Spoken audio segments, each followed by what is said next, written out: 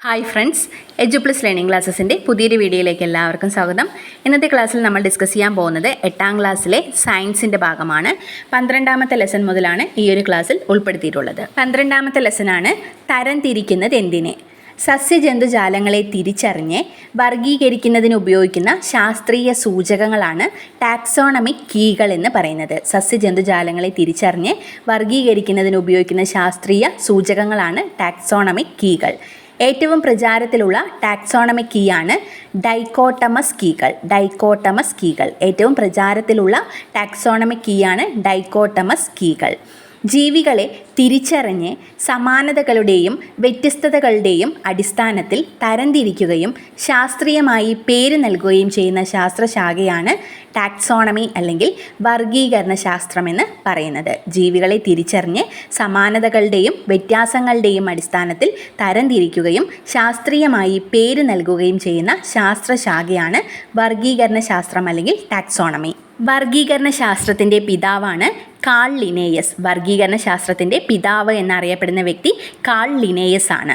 ജീവശാസ്ത്രത്തിൻ്റെ പിതാവ് എന്നറിയപ്പെടുന്നത് ഗ്രീക്കുകാരനായിട്ടുള്ള അരിസ്റ്റോട്ടിലാണ്. ജീവശാസ്ത്രത്തിൻ്റെ പിതാവ് എന്നറിയപ്പെടുന്നത് ഗ്രീക്കുകാരനായ അരിസ്റ്റോട്ടിലാണ്. ജീവികളെ ചുവന്ന രക്തമുള്ളവ അല്ലാത്തവ എന്നിങ്ങനെ വേർതിരിച്ചത് അരിസ്റ്റോട്ടിലാണ്. സസ്യശാസ്ത്രത്തിൻ്റെ പിതാവ് എന്നറിയപ്പെടുന്നത് ഗ്രീക്കുകാരനായിട്ടുള്ള തിയോഫ്രാറ്റസ് ആണ്. സസ്യശാസ്ത്രത്തിൻ്റെ പിതാവാണ് തിയോഫ്രാറ്റസ്. സസ്യങ്ങളെ ഏകവർഷികൾ, ദ്വിവർഷികൾ, ബഹുവർഷികൾ എന്നിങ്ങനെ തരംതിരിച്ചത് തിയോഫ്രാറ്റസ് ആണ്. ആയുർവേദത്തിൻ്റെ പിതാവാണ് ചരകൻ. ആയുർവേദത്തിൻ്റെ പിതാവ് എന്ന് അറിയപ്പെടുന്നത് ചരകനാണ്. ചരക സംഹിത എന്ന ഗ്രന്ഥം എഴുതിയിട്ടുള്ളത് ചരകനാണ്. ഇതിൽ 200ഓളം സസ്യജന്തുജാലങ്ങളെക്കുറിച്ചാണ് പ്രതിപാദിക്കുന്നത്. സ്പീഷീസ് എന്ന പദം ആദ്യമായി ഉപയോഗിച്ച വ്യക്തിയാണ് ജോൺ റേ. ഇംഗ്ലണ്ടുകാരനായിട്ടുള്ള ജോൺ റേ ആണ് സ്പീഷീസ് എന്ന പദം ആദ്യമായിട്ട് ഉപയോഗിച്ചത്. അദ്ദേഹത്തിൻ്റെ പുസ്തകമാണ് ഹിസ്റ്റോറിയ ജനറാലിസ് പ്ലാന്റേറം. 18,000-ലധികം സസ്യങ്ങളെക്കുറിച്ചാണ് ഇതിൽ പ്രതിപാദിക്കുന്നത്. ആധുനിക വർഗീകരണ ശാസ്ത്രത്തിൻ്റെ പിതാവ് എന്നറിയപ്പെടുന്നത് കാൾ ലിനേയസ് ആണ്. ആധുനിക വർഗീകരണ ശാസ്ത്രത്തിൻ്റെ പിതാവ് എന്നറിയപ്പെടുന്നത് കാൾ ലിനേയസ് ആണ്.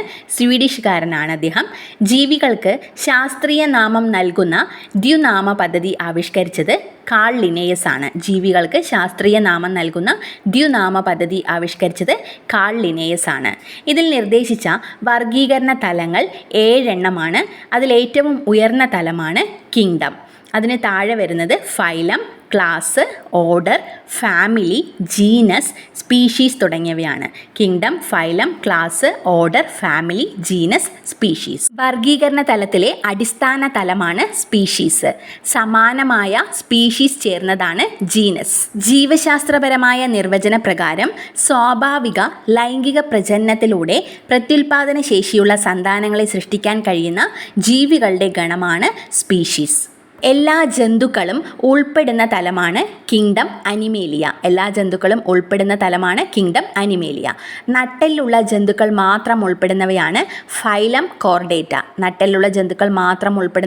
Phylum Chordata. കുഞ്ഞുങ്ങളെ പാലൂട്ടി വളർത്തുന്ന നട്ടെല്ലുള്ള ജീവികളാണ് ക്ലാസ് മമേലിയയിൽ ഉൾപ്പെടുന്നത്.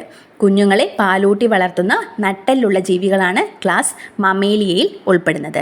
മമേലിയ ക്ലാസിൻ്റെ സവിശേഷതകളും മാംസം കടിച്ചു കീറാവുന്ന പല്ലുകളുള്ള സസ്തനികളുമാണ് ഓർഡർ കാർണിവോറയിൽ ഉൾപ്പെടുന്നത്. മമേലിയ ക്ലാസിൻ്റെ സവിശേഷതകളായിട്ടുള്ള കുഞ്ഞുങ്ങളെ പാലൂട്ടി വളർത്താനും നട്ടെല്ലുള്ളവയുമായ ജീവി എന്നുള്ള സവിശേഷതയും അതിനൊപ്പം തന്നെ മാംസം കടിച്ചു കീറാവുന്ന പല്ലുകളുള്ള സസ്തനികളാണ് ഓർഡർ കാർണിവോറയിൽ ഉൾപ്പെടുന്നത്. കാർണിവോറ ഓർഡറിനൊപ്പം കാലിൽ ഉൾവലിക്കാവുന്ന നഖങ്ങളുള്ളവയാണ് ഫാമിലി ഫെലിഡയിൽ ഉൾപ്പെടുന്നത്. കാർണിവോറ ഓർഡറിനൊപ്പം കാലിൽ ഉൾവലിക്കാവുന്ന നഖങ്ങളുള്ളവയാണ് ഫാമിലി ഫെലിഡയിൽ ഉൾപ്പെടുന്നത്. ഫെലിഡെ ഫാമിലിയുടെ സവിശേഷതകളും ചെറിയ ശരീരവും ഗർജിക്കാത്തവയുമായ ജീവികളാണ് ജീനസ് ഫെലിസിൽ ഉൾപ്പെടുന്നത്. ഫെലിഡെ ഫാമിലിയുടെ സവിശേഷതകളും ചെറിയ ശരീരവും ഗർജിക്കാത്തവയുമായിട്ടുള്ള ജീവികളാണ് ജീനസ് ഫെലിസിൽ ഉൾപ്പെടുന്നത്. ഫെലിസ് ജീനസിൻ്റെ സവിശേഷതകളും പൂച്ചയുടെ തനത് സവിശേഷതയും ഉൾപ്പെടുന്ന ജീവികളാണ് സ്പീഷീസ് ഡൊമസ്റ്റിക്കസിൽ വരുന്നത്. ഫെലിസ് ജീനസിൻ്റെ സവിശേഷതയും പൂച്ചയുടെ തനത് സവിശേഷതയും ഉൾപ്പെടുന്ന ജീവികളാണ് സ്പീഷീസ് ഡൊമസ്റ്റിക്കസിൽ വരുന്നത്. കേരളത്തിലെ സസ്യസമ്പത്തിനെക്കുറിച്ചുള്ള ആദ്യത്തെ പുസ്തകമാണ് ഹോർത്തൂസ് മലബാറിക്കസ്. കേരളത്തിലെ സസ്യസമ്പത്തിനെക്കുറിച്ചുള്ള ആദ്യ പുസ്തകമാണ് ഹോർത്തൂസ് മലബാറിക്കസ്. മലബാറിൻ്റെ ഉദ്യാനം എന്ന പേരിൽ ഈ പുസ്തകം അറിയപ്പെടുന്നു. ലാറ്റിൻ ഭാഷയിലാണ് എഴുതിയിട്ടുള്ളത്. 1678 മുതൽ 1693 വരെയുള്ള കാലഘട്ടമാണ് ഇതിൽ പ്രതിപാദിക്കുന്നത്. 12 വാല്യങ്ങളായിട്ടാണ് പുറത്തിറങ്ങിയിട്ടുള്ളത്. അഡ്മിറൽ വാൻ റീഡാണ് ഇത് പുറത്തിറക്കാൻ മുൻകൈയെടുത്ത വ്യക്തി. കൊച്ചി ഗവർണറായിട്ടുള്ള ഡച്ചുകാരനായിട്ടുള്ള അഡ്മിറൽ വാൻ റീഡാണ് ഹോർത്തൂസ് മലബാറിക്കസ് പുറത്തിറക്കിയത്. ഹോർത്തൂസ് മലബാറിക്കസ് തയ്യാറാക്കുന്നതിനായി സഹായിച്ച മലയാളികളാണ് കൊല്ലാട്ട് ഇട്ടി അച്യുതൻ, രംഗഭട്ട്, വിനായകഭട്ട്, അപ്പുഭട്ട്. കൊല്ലാട്ട് ഇട്ടി അച്യുതൻ, രംഗഭട്ട്, വിനായകഭട്ട്, അപ്പുഭട്ട്. നെതർലാൻഡ്സിലെ ആംസ്റ്റർഡാമിൽ നിന്നാണ് ഹോർത്തൂസ് മലബാറിക്കസ് പുറത്തിറക്കിയത്. ആദ്യമായി മലയാള ലിപികൾ അച്ചടിച്ചത് ഹോർത്തൂസ് മലബാറിക്കസിലാണ്. തെങ്ങിൻ്റെ ശാസ്ത്രീയ നാമമാണ് കൊക്കോസ് ന്യൂസിഫെറ. ഇതിൽ ആദ്യത്തെ വാക്ക് ജീനസും രണ്ടാമത്തെ വാക്ക് സ്പീഷീസുമാണ് കൊടുക്കുന്നത്. തെങ്ങിൻ്റെ ശാസ്ത്രീയ നാമമാണ് കൊക്കോസ് ന്യൂസിഫെറ. കൊക്കോസ് എന്നത് ജീനസ് ആണ്, ന്യൂസിഫെറ എന്നുള്ളത് സ്പീഷീസ് ആണ്. മാങ്ങയുടെ ശാസ്ത്രീയ നാമമാണ് Mangifera Indica. Mangifera Indica, Mangifera ജീനസും Indica സ്പീഷീസുമാണ്. മനുഷ്യൻ്റെ ശാസ്ത്രീയ നാമം ഹോമോസാപ്പിയൻസ് എന്നാണ്. ജീവികളുടെ ശാസ്ത്രീയ നാമകരണ രീതിയാണ് ദ്വിനാമ പദ്ധതി അല്ലെങ്കിൽ ബൈനോമിയൽ നോമൻക്ലേച്ചർ. ഇത് ആവിഷ്കരിച്ച വ്യക്തി കാൾ ലിനേയസ് ആണ്. കണിക്കൊന്നയുടെ ശാസ്ത്രീയ നാമം കാസിയ ഫിസ്റ്റുല എന്നാണ്. Cassia fistula. കാക്കയുടേത് കോർവസ് സ്പ്ലെൻഡൻസ്. കാക്കയുടെ ശാസ്ത്രീയ നാമമാണ് കോർവസ് സ്പ്ലെൻഡൻസ്. പശുവിൻ്റെ ശാസ്ത്രീയ നാമം ബോസ് ടോറസ്. Bos taurus. ആനയുടേത് എലിഫസ് മാക്സിമസ്. ആനയുടെ ശാസ്ത്രീയ നാമമാണ് എലിഫസ് മാക്സിമസ്. മയിലിൻ്റെ ശാസ്ത്രീയ നാമമാണ് പാവോ ക്രിസ്റ്റാറ്റസ്. മയിലിൻ്റെ ശാസ്ത്രീയ നാമം പാവോ ക്രിസ്റ്റാറ്റസ്. നായയുടേത് കാനിസ് ഫെമിലിയാരിസ് ആണ്. നായയുടെ ശാസ്ത്രീയ നാമമാണ് കാനിസ് ഫെമിലിയാരിസ്. നെല്ലിൻ്റെ ശാസ്ത്രീയ നാമം ഒറൈസ സറ്റൈവ. ഒറൈസ സറ്റൈവ എന്നാണ് നെല്ലിൻ്റെ ശാസ്ത്രീയ നാമം. 2 കിങ്ഡം വർഗീകരണം കൊണ്ടുവന്നത് കാൾ ലിനേയസ് ആണ്. 2 കിങ്ഡം വർഗീകരണം കൊണ്ടുവന്ന വ്യക്തിയാണ് കാൾ ലിനേയസ്. ഒന്നാമത്തേത് പ്ലാന്റേയും രണ്ടാമത്തേത് അനിമേലിയുമാണ്. സസ്യലോകം ഉൾപ്പെടുന്ന പ്ലാന്റേയും ജന്തുലോകം ഉൾപ്പെടുന്ന അനിമേലിയുമാണ് കാൾ ലിനേയസ് കൊണ്ടുവന്ന വർഗീകരണത്തിൽ ഉൾപ്പെടുന്നത്. 5 കിങ്ഡം വർഗീകരണം കൊണ്ടുവന്ന വ്യക്തിയാണ് റോബർട്ട് എച്ച് വിറ്റാക്കർ. 5 കിങ്ഡം വർഗീകരണം കൊണ്ടുവന്ന വ്യക്തിയാണ് റോബർട്ട് എച്ച് വിറ്റാക്കർ. അദ്ദേഹത്തിൻ്റെ വർഗീകരണത്തിൽ ഉൾപ്പെടുന്നത് Monera, protista, fungi, Plantae, Animalia എന്നിവയാണ്. ബാക്ടീരിയകൾ ഉൾപ്പെടുന്നതാണ് മൊനീറ കിങ്ഡം. ന്യൂക്ലിയസ് ഇല്ലാത്ത ഏകകോശ ജീവികളാണ് മൊനീറ കിങ്ഡത്തിൽ വരുന്നത്. ന്യൂക്ലിയസോട് കൂടിയ ഏകകോശ ജീവികളാണ് പ്രോട്ടിസ്റ്റ വിഭാഗത്തിൽ വരുന്നത്. അമീബ ഉൾപ്പെടുന്ന വിഭാഗമാണ് പ്രോട്ടിസ്റ്റയിൽ ഉൾപ്പെടുന്നത്. സഞ്ചരിക്കാൻ കഴിവില്ലാത്ത പരപോഷികളായ ഏകകോശ ജീവികളും ബഹുകോശ ജീവികളും ഉൾക്കൊള്ളുന്നത് ഫഞ്ചൈ കിങ്ഡത്തിലാണ്. കുമിളുകൾ ഫഞ്ചൈ കിങ്ഡത്തിലാണ് വരുന്നത്. സ്വപോഷികളും സഞ്ചാരശേഷിയില്ലാത്തവയുമായ ബഹുകോശ ജീവികൾ ഉൾപ്പെടുന്നതാണ് പ്ലാന്റേ കിങ്ഡം. സസ്യങ്ങൾ ഇതിലാണ് വരുന്നത്. സ്വപോഷികളും സഞ്ചാരശേഷിയില്ലാത്തവയുമായ ബഹുകോശ ജീവികളാണ് പ്ലാന്റേ കിങ്ഡത്തിൽ ഉൾപ്പെടുന്നത്. പരപോഷികളും സഞ്ചാരശേഷി ഉള്ളവയുമായ ബഹുകോശ ജീവികൾ ഉൾപ്പെടുന്നത് അനിമേലിയ കിങ്ഡത്തിലാണ്. ജന്തുക്കൾ വരുന്നത് അനിമേലിയയിലാണ്. പരപോഷികളും സഞ്ചാരശേഷിയുള്ളവയുമായ ബഹുകോശ ജീവികൾ ഉൾപ്പെടുന്നത് അനിമേലിയ കിങ്ഡത്തിലാണ്.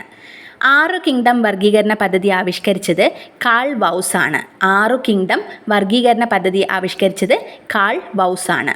മൊണേറ കിങ്ഡത്തെ വിഭജിച്ച് ആർക്കിയ, ബാക്ടീരിയ എന്നീ 2 കിങ്ഡങ്ങളാക്കി മാറ്റി. മൊണേറ കിങ്ഡത്തെ വിഭജിച്ച് ആർക്കിയ, ബാക്ടീരിയ എന്നീ 2 കിങ്ഡങ്ങളാക്കി മാറ്റുകയാണ് അദ്ദേഹം ചെയ്തത്.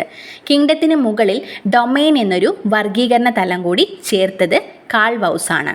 മൊണേറയ്ക്ക് ഉദാഹരണമാണ് ആർക്കി ബാക്ടീരിയ. 6 കിങ്ഡം വർഗീകരണത്തിൽ ഉൾപ്പെടുന്നതാണ് ഡൊമെയിൻ ബാക്ടീരിയ, അതിനകത്തായിട്ട് kingdom bacterium. Domain archaea, kingdom archaea. Domain യൂക്കാരിയയിൽ ഉൾപ്പെടുന്നതാണ് kingdom protista, kingdom fungi, kingdom plantae, kingdom animalia. മനുഷ്യൻ്റെ ഡൊമെയിനാണ് യൂക്കാരിയ. മനുഷ്യൻ്റെ ഡൊമെയിൻ യൂക്കാരിയാണ്. ഓർഡർ പ്രൈമേറ്റ്സ് ആണ്. മനുഷ്യൻ്റെ ഓർഡർ പ്രൈമേറ്റ്സ് ആണ്. Family hominidae, genus homo, species sapiens ആണ്. മനുഷ്യൻ്റെ domain eukarya, order primates, family hominidae, genus homo, species sapiens.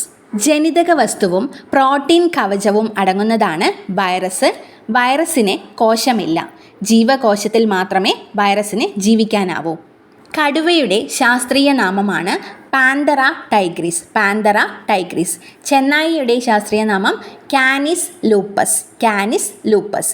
സിംഹത്തിൻ്റേത് Panthera leo എന്നാണ്. കടുവയുടെ പാന്തറ ടൈഗ്രിസും സിംഹത്തിൻ്റെ പാന്തറ ലിയോ. ചെന്നായിയുടേത് കാനിസ് ലൂപ്പസ്.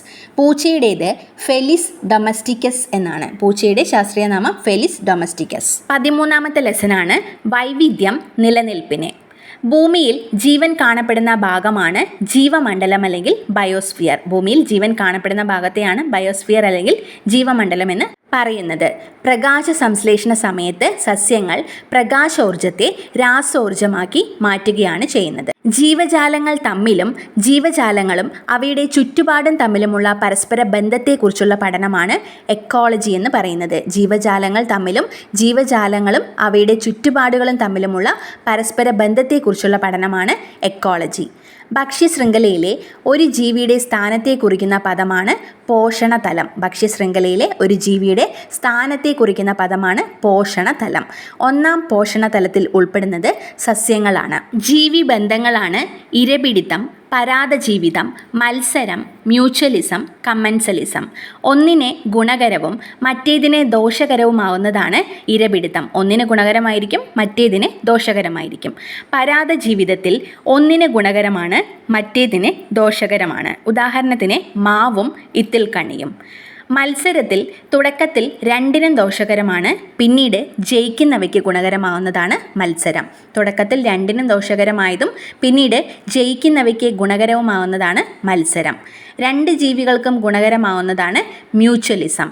ഒന്നിനെ ഗുണകരവും മറ്റേതിന് ഗുണമോ ദോഷമോ ഇല്ലാത്തതാണ് കമ്മൻസലിസം എന്ന് പറയുന്നത്. ഒന്നിന് ഗുണകരമായിരിക്കും, മറ്റേതിന് ഗുണമോ ദോഷമോ ഇല്ലാത്തതാണ് കമ്മൻസലിസം. ഉദാഹരണത്തിന് മാവും മരവാഴയും. മരവാഴയ്ക്ക് നിലനിൽപ്പിന് മാവ് ആവശ്യമാണ്, എന്നാൽ മാവിന് മരവാഴ അവിടെ നിൽക്കുന്നത് കൊണ്ട് ഒരു ദോഷവും ഉണ്ടാകുന്നില്ല. ജൈവ വൈവിധ്യം അല്ലെങ്കിൽ ബയോഡൈവേഴ്സിറ്റി എന്ന പദം ആദ്യമായി ഉപയോഗിച്ചത് 1985 വാൾട്ടർ ജി റോസനാണ്. വാൾട്ടർ ജി റോസനാണ് ബയോഡൈവേഴ്സിറ്റി അല്ലെങ്കിൽ ജൈവ വൈവിധ്യം എന്ന പദം ആദ്യമായിട്ട് ഉപയോഗിച്ചത്. ഭൂമിയിൽ വസിക്കുന്ന വൈവിധ്യമാർന്ന മുഴുവൻ ജീവസമൂഹങ്ങളും അവയുടെ ആവാസ വ്യവസ്ഥകളും ചേരുന്നതാണ് ജൈവ വൈവിധ്യം എന്ന് പറയുന്നത്. ഭൂമിയിൽ വസിക്കുന്ന വൈവിധ്യമാർന്ന മുഴുവൻ ജീവസമൂഹങ്ങളും അവയുടെ ആവാസ വ്യവസ്ഥകളും ചേരുന്നതാണ് ജൈവ വൈവിധ്യം. ഇതിൽ ഉൾപ്പെടുന്നതാണ് ecosystem diversity, species diversity, genetic diversity. വംശനാശം സംഭവിച്ച ജീവികളാണ് മൗറീഷ്യസ് ദ്വീപിൽ കാണുന്ന പറക്കാൻ കഴിയാത്ത ഡോഡോ പക്ഷി, അമേരിക്കയിലെ സഞ്ചാരി പ്രാവുകൾ, ആഫ്രിക്കയിലെ കാട്ടു സീബ്ര ഇനമായിട്ടുള്ള ക്വാഗ. വംശനാശം സംഭവിച്ച ജീവികളാണ് ഡോഡോ പക്ഷി, സഞ്ചാരി പ്രാവുകൾ, കാട്ടു സീബ്ര ഇനമായിട്ടുള്ള ക്വാഗ. 1972 അമേരിക്കയിൽ DDT നിരോധിക്കാൻ കാരണമായ പുസ്തകമാണ് സൈലന്റ് സ്പ്രിംഗ്. 1962 ഇത് പ്രസിദ്ധീകരിച്ചത്. 72 അമേരിക്കയിൽ DDT നിരോധിച്ചത്. സൈലന്റ് സ്പ്രിംഗ് അല്ലെങ്കിൽ നിശബ്ദ വസന്തം എന്ന പുസ്തകം എഴുതിയ വ്യക്തി റേച്ചൽ കഴ്സൺ ആണ്. അമേരിക്കൻ ഗവേഷകനായിട്ടുള്ള റേച്ചൽ കഴ്സന്റെ കൃതിയാണ് സൈലന്റ് സ്പ്രിംഗ്. ഇൻസെക്റ്റ് ബോംബ് എന്നറിയപ്പെടുന്നത് പെട്രോളിയം ഉൽപ്പന്നത്തിനൊപ്പം DDT കലർത്തി ഉപയോഗിക്കുന്നതിനെയാണ് ഇൻസെക്റ്റ് ബോംബ് എന്ന് അറിയപ്പെടുന്നത്. വംശനാശ ഭീഷണി നേരിടുന്ന ജീവികളാണ് അശോകമരം, മരമഞ്ഞൾ, വരയാട്, മലബാർ വെരുക്, സിംഹവാലൻ കുരങ്ങ്, മലമുഴക്കി വേഴാമ്പൽ. വംശനാശ ഭീഷണി നേരിടുന്ന ജീവികളാണ് അശോകമരം, മരമഞ്ഞൾ, വരയാട്, മലബാർ വെരുക്, സിംഹവാലൻ കുരങ്ങ്, മലമുഴക്കി വേഴാമ്പൽ. വംശനാശ ഭീഷണി നേരിടുന്ന ജീവികളെ ഉൾപ്പെടുത്തി IUCN പുറത്തിറക്കുന്ന പുസ്തകമാണ് red data book. Red data book പുറത്തിറക്കുന്നത് IUCN ആണ്. IUCN എന്നതിൻ്റെ പൂർണ്ണരൂപം international union for conservation of nature എന്നാണ്. International union for conservation of nature. ജീവജാലങ്ങളെ അവയുടെ സ്വാഭാവിക ആവാസ വ്യവസ്ഥകളിൽ തന്നെ സംരക്ഷിക്കുന്നതിനെയാണ് ഇൻസിതു കൺസർവേഷൻ എന്ന് പറയുന്നത്. ജീവജാലങ്ങളെ അവയുടെ സ്വാഭാവിക ആവാസ വ്യവസ്ഥകളിൽ തന്നെ സംരക്ഷിക്കുന്നതിനെയാണ് ഇൻസിതു കൺസർവേഷൻ എന്ന് പറയുന്നത്. ഉദാഹരണത്തിന് വന്യജീവി സങ്കേതങ്ങൾ, നാഷണൽ പാർക്കുകൾ തുടങ്ങിയവ ഇൻസിതു കൺസർവേഷന് ഉദാഹരണമാണ്. ആവാസ വ്യവസ്ഥയെ പരിരക്ഷിച്ച് വന്യജീവികളുടെ വംശനാശം തടയാനായി പ്രഖ്യാപിക്കുന്നതാണ് വന്യജീവി സങ്കേതങ്ങൾ. വന്യജീവി സംരക്ഷണത്തിനൊപ്പം ചരിത്ര സ്മാരകങ്ങളും പ്രകൃതി വിഭവം, ഭൗമ സവിശേഷത എന്നിവയുടെ സംരക്ഷണം കൂടി ലക്ഷ്യമിട്ട് പ്രഖ്യാപിക്കുന്നതാണ് നാഷണൽ പാർക്കുകൾ. നാഷണൽ പാർക്കുകളിൽ വന്യജീവി സംരക്ഷണം മാത്രമല്ല, ചരിത്ര സ്മാരകങ്ങൾ, പ്രകൃതി വിഭവം, ഭൗമ സവിശേഷത എന്നിവയെയും സംരക്ഷിക്കുന്നുണ്ട്.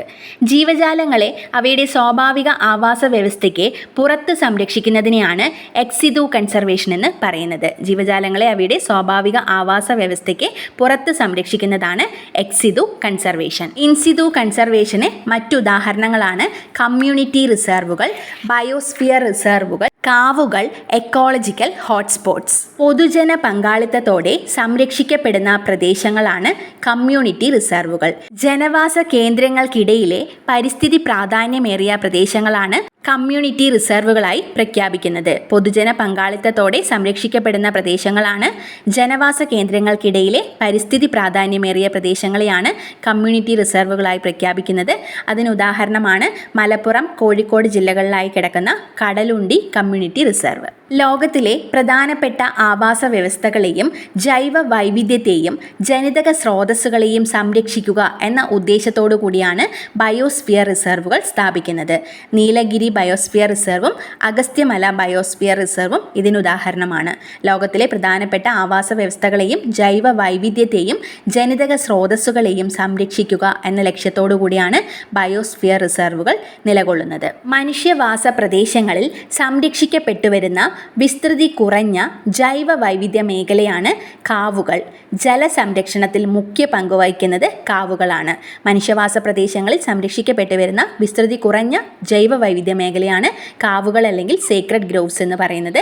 ജലസംരക്ഷണത്തിൽ മുഖ്യ പങ്കുവഹിക്കുന്നത് കാവുകളാണ്. തദ്ദേശീയമായി ധാരാളം സ്പീഷീസുകളും ആവാസനാശ ഭീഷണി നേരിടുന്നതുമായ ജൈവ വൈവിധ്യ മേഖലകളാണ് എക്കോളജിക്കൽ ഹോട്ട്സ്പോട്ട്സ്. തദ്ദേശീയമായ ധാരാളം സ്പീഷീസുകളും ആവാസനാശ ഭീഷണി നേരിടുന്നതുമായ ജൈവ വൈവിധ്യ മേഖലകളാണ് എക്കോളജിക്കൽ ഹോട്ട്സ്പോട്ട്സ്. ലോകത്താകെ 34 ഹോട്ട്സ്പോട്ടുകളാണ് ഉള്ളത്. ഇന്ത്യയിൽ 3 ഹോട്ട്സ്പോട്ടാണുള്ളത്. പശ്ചിമഘട്ടവും വടക്ക് കിഴക്കൻ ഹിമാലയം, ഇൻഡോ ബർമ മേഖല. ഇന്ത്യയിൽ കാണപ്പെടുന്ന 3 ഹോട്ട്സ്പോട്ടാണ് പശ്ചിമഘട്ടം, വടക്ക് കിഴക്കൻ ഹിമാലയം, ഇൻഡോ ബർമ മേഖല. എക്സിതു കൺസർവേഷൻ ഉദാഹരണമാണ് zoological garden, botanical garden, gene ബാങ്കുകൾ. തൃശ്ശൂരും തിരുവനന്തപുരത്തും സുവോളജിക്കൽ ഗാർഡൻ സ്ഥിതി ചെയ്യുന്നുണ്ട്. ബൊട്ടാണിക്കൽ ഗാർഡൻ സ്ഥിതി ചെയ്യുന്നത് തിരുവനന്തപുരത്താണ്. പാലോടുള്ള Jawaharlal Nehru tropical botanical garden and റിസർച്ചാണ് കേരളത്തിൽ സ്ഥിതി ചെയ്യുന്ന ബൊട്ടാണിക്കൽ ഗാർഡൻ. മറ്റൊരു ബൊട്ടാണിക്കൽ ഗാർഡനാണ് കോഴിക്കോട് ഒളവണ്ണയിലുള്ള മലബാർ ബൊട്ടാണിക്കൽ ഗാർഡൻ. വിത്തുകൾ, ബീജങ്ങൾ എന്നിവ ശേഖരിച്ച് സംരക്ഷിക്കുന്ന സ്ഥലമാണ് ജീൻ ബാങ്കുകൾ. വിത്തുകളും ബീജങ്ങളും ശേഖരിച്ച് സംരക്ഷിക്കുകയാണ് ജീൻ ബാങ്കുകൾ ചെയ്യുന്നത്. തിരുവനന്തപുരത്ത് Rajiv Gandhi centre for biotechnology ഇതിനൊരു ഉദാഹരണമാണ്. IUCNൻ്റെ ആസ്ഥാനം സ്വിറ്റ്സർലാൻഡാണ്. ജൈവ വൈവിധ്യ സംരക്ഷണമാണ് IUCNൻ്റെ ലക്ഷ്യം. ജൈവ വൈവിധ്യ സംരക്ഷണം ലക്ഷ്യമാക്കി പ്രവർത്തിക്കുന്ന IUCNൻ്റെ ആസ്ഥാനം സ്വിറ്റ്സർലാൻഡാണ്. WWFൻ്റെ പൂർണ്ണരൂപം world wide fund for nature എന്നാണ്. World wide fund for nature. ഇതിൻ്റെ ആസ്ഥാനം സ്വിറ്റ്സർലാൻഡാണ്. WWFൻ്റെ ആസ്ഥാനം സ്വിറ്റ്സർലാൻഡാണ്. ജൈവ വൈവിധ്യ സംരക്ഷണവും പ്രകൃതി വിഭവങ്ങളുടെ ചൂഷണവും മലിനീകരണവും തടയുക എന്നതാണ് WWFൻ്റെ ലക്ഷ്യം. ജൈവ വൈവിധ്യ സംരക്ഷണവും പ്രകൃതി വിഭവങ്ങളുടെ ചൂഷണവും മലിനീകരണവും തടയുക എന്നുള്ളതാണ്. അടുത്ത ലെസനാണ് തലമുറകളുടെ തുടർച്ച. ബാക്ടീരിയകൾ പ്രത്യുൽപാദനം നടത്തുന്നത് ദ്വിവിഭജനം വഴിയാണ്. നിലവിലുള്ള കോശം വിഭജിച്ച് 2 കോശങ്ങളായി മാറുന്ന പ്രക്രിയയാണ് ദ്വിവിഭജനം.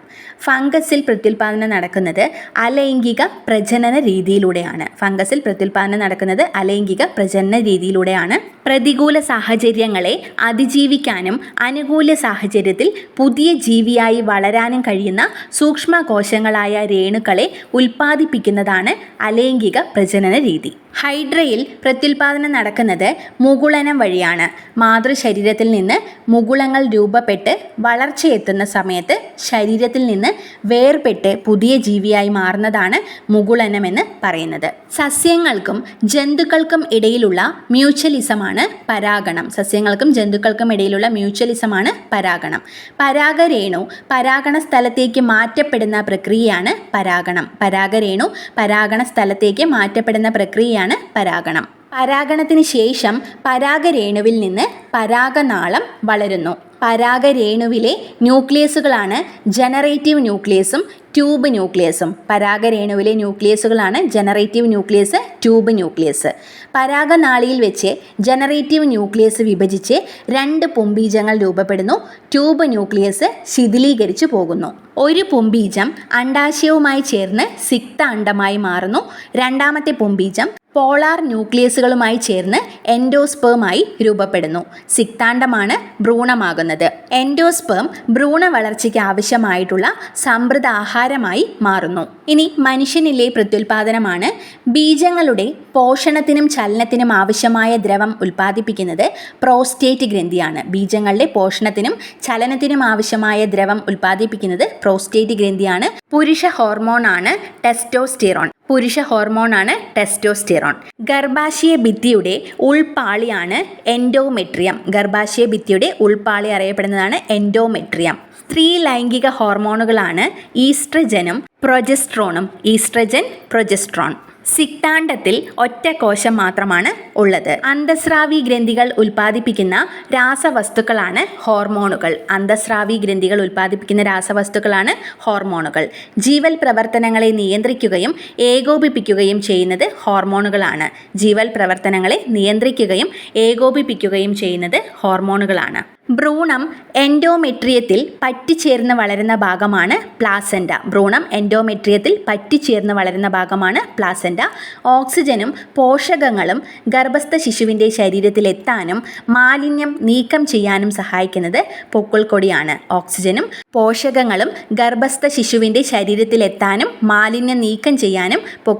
സഹായിക്കുന്നത്.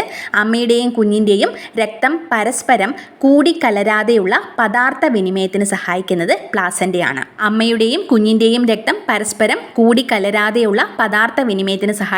പ്ലാസെന്റയാണ്. കുഞ്ഞിനെ പൊതിഞ്ഞിരിക്കുന്ന ആവരണമാണ് അമ്നിയോൺ. ഗർഭസ്ഥ ശിശുവിനെ നിർജ്ജലീകരണം തടയുകയും ക്ഷതങ്ങളിൽ നിന്ന് സംരക്ഷിക്കുകയും ചെയ്യുന്നത് അമ്നിയോട്ടിക്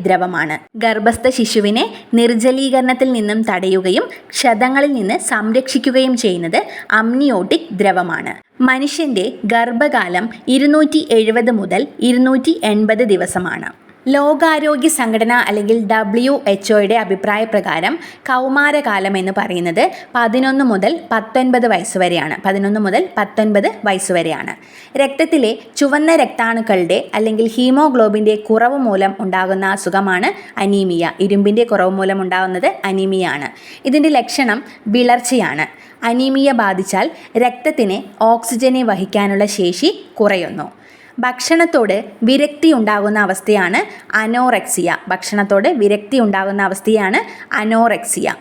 പുകയിലയിൽ അടങ്ങിയിട്ടുള്ള രാസവസ്തുക്കളാണ് നിക്കോട്ടിനും ബെൻസീൻ. അടുത്ത ലെസൺ ലായനികളാണ്. ഇതുമായി ബന്ധപ്പെട്ടുകൊണ്ട് നമ്മൾ കുറേ കാര്യങ്ങൾ പഠിച്ചതാണ്. സിങ്കും ചെമ്പും ചേർന്നതാണ് പിച്ചള. പിച്ചളയിൽ അടങ്ങിയിരിക്കുന്നത് സിങ്കും ചെമ്പുമാണ്. സോഡാവെള്ളത്തിൽ അടങ്ങിയിരിക്കുന്നത് കാർബൺ ഡൈ ഓക്സൈഡും ജലവുമാണ്. കുറഞ്ഞ അളവിലുള്ള ഘടകത്തെയാണ് ലീനം എന്ന് പറയുന്നത്. ലായനിയിൽ കുറഞ്ഞ അളവിൽ കാണപ്പെടുന്ന ഘടകമാണ് ലീനം, കൂടിയ അളവിലുള്ളതാണ് ലായകം എന്ന് പറയുന്നത്. ഒരു നിശ്ചിത അളവ് ലായനിയിൽ ലയിച്ചു ചേർന്ന ലീനത്തിൻ്റെ അളവാണ് ലായനിയുടെ ഗാഢത എന്ന് പറയുന്നത്. ഒരു നിശ്ചിത അളവ് ലായനിയിൽ ലയിച്ചു ചേർന്ന ലീനത്തിൻ്റെ അളവാണ് ലായനിയുടെ ഗാഢത. അളവ് കുറവാണെങ്കിൽ നേർത്ത ലായനി എന്നും അളവ് കൂടുതലാണെങ്കിൽ ഗാഢലായനി എന്ന് പറയുന്നു. ലായനിയുടെ ഗാഢത പ്രസ്താവിക്കുന്ന യൂണിറ്റുകളാണ് മാസ് പെർസെൻറ്റേജ്. 100 ഗ്രാം ലായനിയിൽ എത്ര ഗ്രാം ലീനം അടങ്ങിയിരിക്കുന്നു എന്നത് ശതമാനത്തിൽ പ്രസ്താവിക്കുന്നതാണ് മാസ് പെർസെൻറ്റേജ് കാണാനുള്ള ഇക്വേഷനാണ് ലീനത്തിൻ്റെ മാസ് ബൈ ലായനിയുടെ മാസ് ഇൻറ്റു 100. വളരെ കുറഞ്ഞ അളവിലടങ്ങിയ ലീനത്തിൻ്റെ സാന്നിധ്യം പ്രസ്താവിക്കാനാണ് പാർട്സ് പെർ മില്യൺ ഉപയോഗിക്കുന്നത്. വളരെ കുറഞ്ഞ അളവിലടങ്ങിയിട്ടുള്ള ലീനത്തിൻ്റെ സാന്നിധ്യം പ്രസ്താവിക്കാനാണ് പാർട്സ് പെർ മില്യൺ ഉപയോഗിക്കുന്നത്. കുടിവെള്ളത്തിൽ അനുവദനീയമായ ക്ലോറിൻ്റെ അളവ് 4 ppm ആണ്.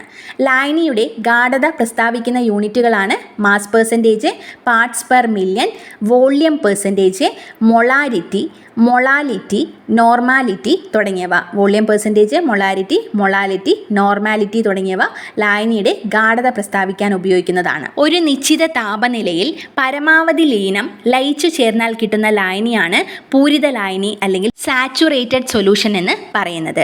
ഒരു നിശ്ചിത താപനിലയിൽ 100 ഗ്രാം ലായകത്തെ പൂരിതമാക്കാൻ ആവശ്യമായ ലീനത്തിൻ്റെ ഗ്രാമിലുള്ള അളവാണ് ആ ലീനത്തിൻ്റെ ലേയത്വം എന്ന് പറയുന്നത്. ഒരു നിശ്ചിത താപനിലയിൽ 100 ഗ്രാം ലായകത്തെ പൂരിതമാക്കാൻ ആവശ്യമായ ലീനത്തിൻ്റെ ഗ്രാമിലുള്ള അളവാണ് ആ ലീനത്തിൻ്റെ ലേയത്വം അല്ലെങ്കിൽ സൊല്യൂബിലിറ്റി എന്ന് പറയുന്നത്.